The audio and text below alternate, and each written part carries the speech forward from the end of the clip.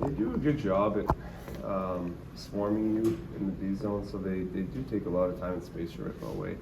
Anytime you have a team that's offensive minded the way that they are, they're gonna kind of leave the zone and kind of go for offense. They're going to try to make the extra play in the D zone, stuff like that, where at times it can bite them, but they're so good offensively and they're D-joined so well that you have to respect that, and you know it pulls the D out of the zone, so it gives them time and space. They create a ton off of that, so you got to respect it, but they've definitely gotten better over the last number of years. They brought some D in there, much more defensively responsible, harder to play against, a little more physical, a little bigger. So they're definitely improving. You know, they're a legit contender this year, and you know, say that the last few years and it hasn't gone their way, but every year you go through adversity like they have, you know, you learn a lot from it. And I think they've done that. Their stars are, you know, another year older and stronger and better, and so they're a very dangerous team. I spoke with TSN yesterday, and they were asking for a preview Bruins Leafs, you know, and obviously the media there, the fans, very aware of everyone on the team, but specifically circling guys who've beaten them in the past and had that, you know, the history. Yeah. And then you move the needle, especially emotionally, for the blood pressure of the Leafs. Are you aware of that? Does that get you fired up? Yeah, you know, I think that they're just so passionate up there, you know, and it's been unfortunate for them just because they've had such a great team for so long, and they just haven't been able to kind of get over that hump. But you know, it's a matter of time for them, where they're going to make a really good push and they're going to go deep. They're just too talented, and you can feel that. You can feel the passion every time you go into their building, and but it's exciting. It makes it fun to play there, and you want to play against competitive teams. I think with our group, we have a lot of really competitive guys that want to win, and to win and be the best, you have to beat the best. So it makes it more fun playing against teams like Toronto that are really competitive and have star players that you want to go up and you want to compete against, and you know, you want to beat them. So it always makes it a lot of fun. Crunch is coming up on his 1,000th game. What? I thought he hit that like 20 years ago. He's got to be the oldest guy to ever do it. No? You ever seen an 80-year-old? You haven't played a lot with him. Yeah. But what's it been like, you know, watching him in the odd chance of getting to play with him every now and then? Yeah, I played with him a little bit, just when Brady's been out in the past. But watching it, he's incredible at his craft.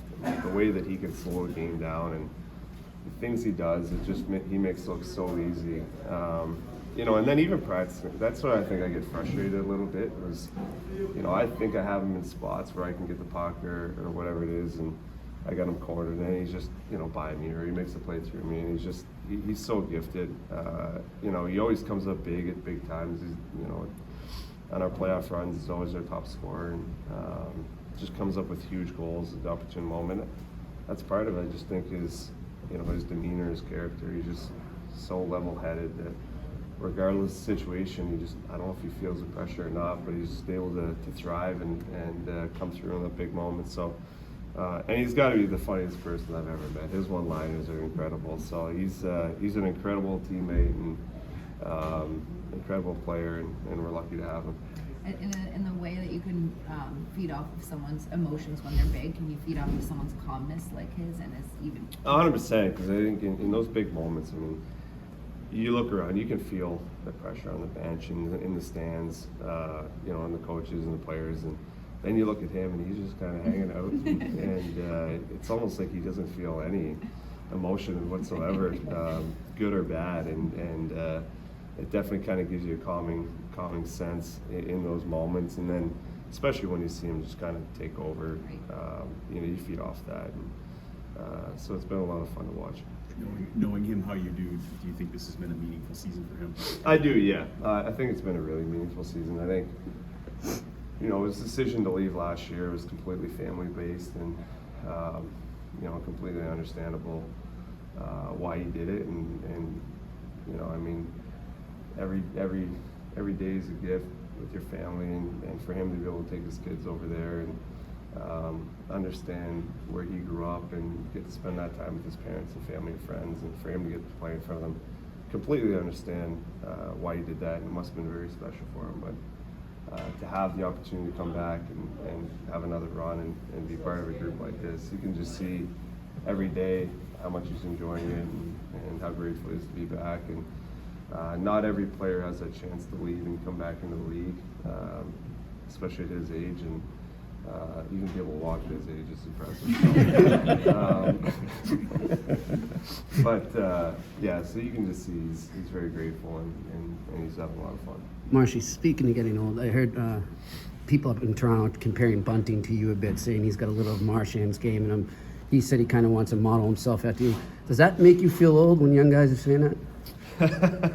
Yeah, I do feel old, not necessarily just because of that. I think that's just more of when guys compare, I guess when people are comparing players, I mean, we all have different traits that I think we can compare to a lot of different guys in the league, and there's a little bit of that, but I mean, he's done a phenomenal job at kind of carving his way into the league, and he's the type of player that they need, especially with Matthews and Marner, and you have a guy like that can kind of protect them or go get pucks for them and be their workhorse.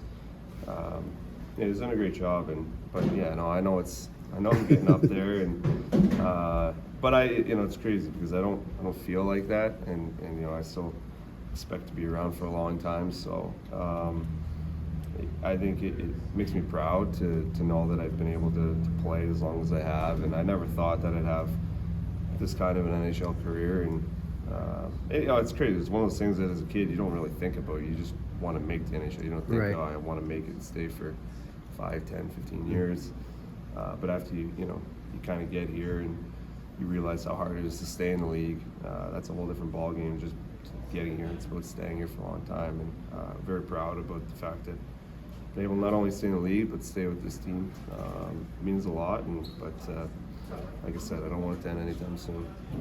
Thanks. Thank you. Thanks, Mike.